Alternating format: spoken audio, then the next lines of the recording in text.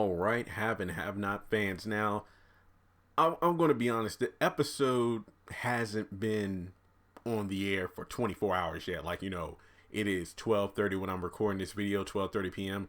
I was looking through the comment section on my episode review for the episode morning, and I'm getting some mixed reviews there. Some people agree with me about my 7 out of 10 score. I said the episode wasn't bad. It just wasn't, great, or let's say very good. It was definitely a setup episode. My biggest I'm going to be honest here.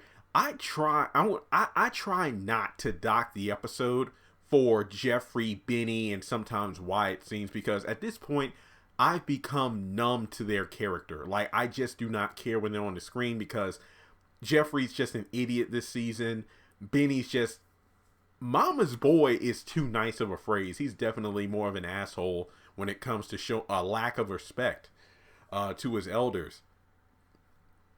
And Wyatt is just, I don't even know why he's there. I mean, evidently, it's just to keep the plot moving, as this episode proved, in regards of him testifying and whatnot. But the big question is, other people are like, Jeremy, I get this episode an 8 out of 8.8, a 8.5, a 9 out of 10. It's like, what's wrong with you? I think Michelle or somebody else is like, what is wrong with you? This wasn't a good episode. It's about to go down. Here's my thing. Or it's about to go off. Here's my thing. Yes, a show could be gearing up for something big to go down, but if that didn't happen in the episode that I'm reviewing, then the episode is pretty dull if most of it's just setup. Like, there were some scenes I felt that were a bit too long, and then there are other scenes where, yeah, we got some backstory, some things we haven't heard much of in a while, like Little Lizzie, Catherine making jabs at Veronica for sleeping with her father and things of that nature. But for the most part, there was just, well, that's not to say that almost every episode doesn't have a lot of talking, but I just felt like there was a bit too much in this episode. It's something else when I'm more harsh on the amount of talking than the commercials. That's saying something. But the cliffhanger has some people split, where some people are like, oh man, what's going to happen? Is somebody going to get shot in the mid-season finale?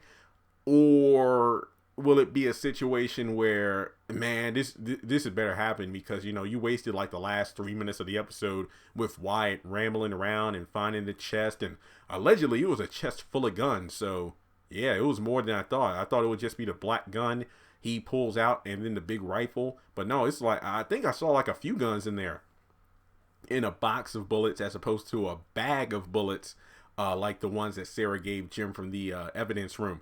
But the main question is, will someone, or will a group of people get shot? I mean, I believe that Wyatt loaded the gun with like 3 or 4 bullets, so one for each of them, Catherine, Jim, David, and Veronica. And in the next episode, 15 minutes, it looks like he's calling Jeffrey just to kind of say, you know what, I'm getting ready to take them all out. They're all upstairs now, and hey, who's to blame me for doing it, right? So he plans to take them all out.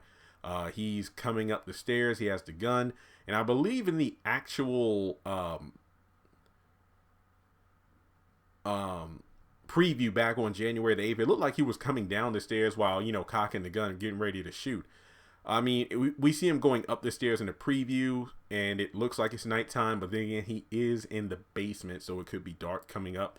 Is he going to pull an Amanda and shoot everyone that night, or at least attempt to? And by everyone, I'm really only talking about Catherine and Jim, because they will be the only other ones at the house, unless Jim has bodyguards there to watch Wyatt. I don't know. But the question is, will Jeffrey be able to talk him out of it? Also, is Jeffrey going to get that phone call from Wyatt while he's at Justin's? Because I'm pretty damn sure that if Jeffrey gets that phone call from Wyatt, then Justin is going to be pissed off.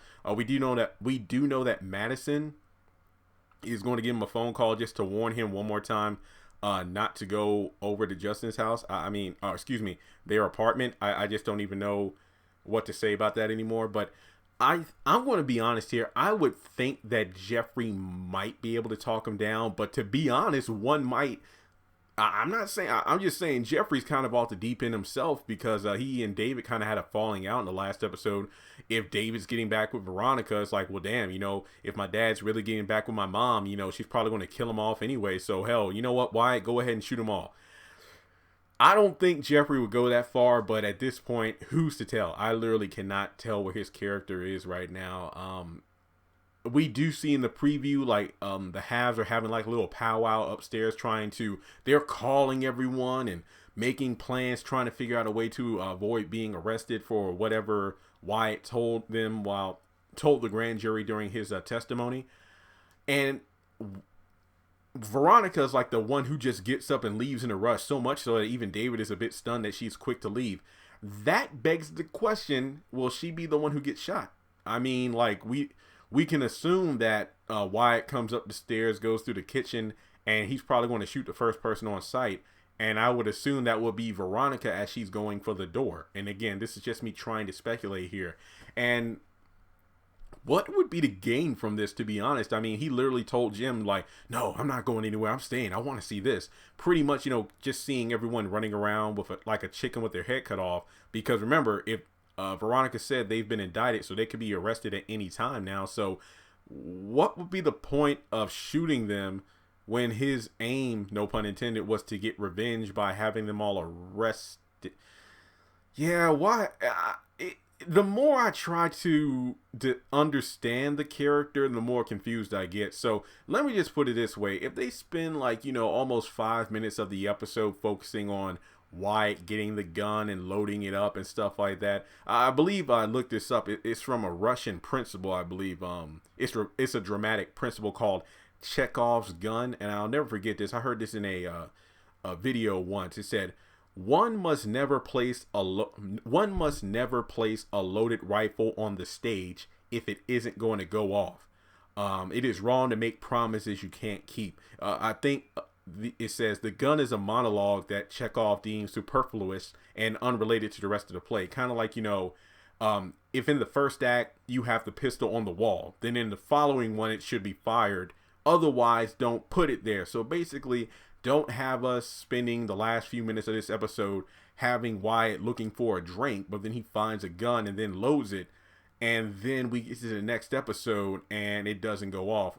And I could be wrong, but based off the background when Wyatt is calling Jeffrey, it looks like he's in his bedroom, meaning that he's probably pulling an Amanda and hiding the gun in his room.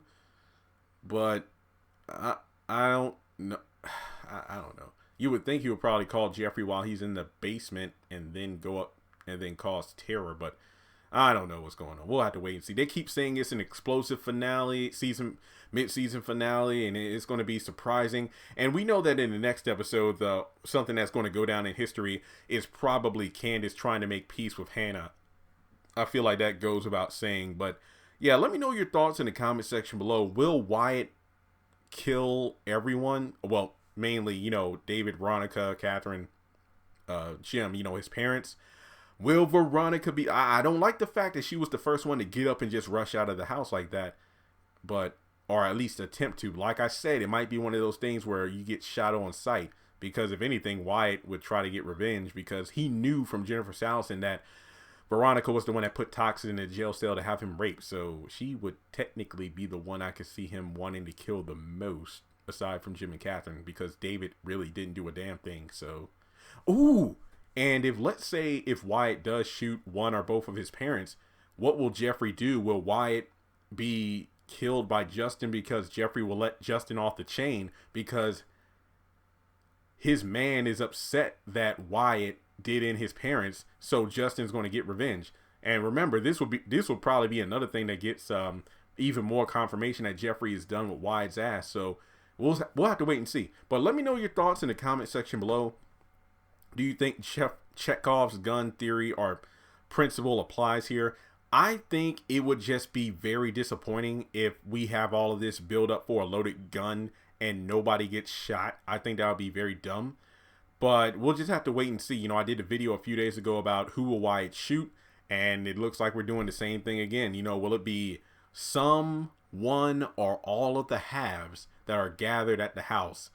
to try to get out of their latest fiasco caused by Wyatt. I really don't see the point of him loading the gun, because once again, he literally said, I'm going to stay here to watch this unfold, pretty much hinting at, hey, I want to see you all get arrested. I want to see you all panic because of the mess I created. So I honestly don't know why he has the gun. With Amanda, there was the excuse of her mental stability or instability and whatnot, and playing eeny, meeny, miny, mo. Wyatt, with a gun that large, I doubt you could be that discreet, but we'll just have to wait and see. So those are my thoughts. Let me know your predictions. And also, I'm sorry, this is my last thing, I swear. Do you think someone will get shot in the next episode, or do you think it's going to be something that's withheld until the mid-season finale? Thanks so much for making it to the end of this video. Be sure to click the thumbs up button if you like what you just saw. And if you have anything you would like to add to the video itself, go down to the comment section below and type out your thoughts. And I also have social media related to the haves and have-nots: Twitter, Instagram, Facebook page, Facebook group. Links to everything will be in the description below. And if you like action figures, video games, and trading cards, I have an eBay store as well, where there's free shipping on everything. But I also have a second YouTube channel that I'm working on, where I talk about things that are non-Tyler Perry related, such as anime, superhero shows and movies, music, pop culture, and sometimes political news, depending on what the circumstances are. Be sure to check out that channel as well. In the top left-hand corner, you should see a picture of Candace Young. You can click on her to subscribe to the Haves and the Have-Nots review. We're trying to get to 100,000 subscribers. And if you like the video you just saw, be sure to check out the other two videos that should be popping up on the right-hand side. Trust me, if you like this video, you'll love them too. Once again, thanks so much for visiting my YouTube channel, and I'll talk to you in the next video.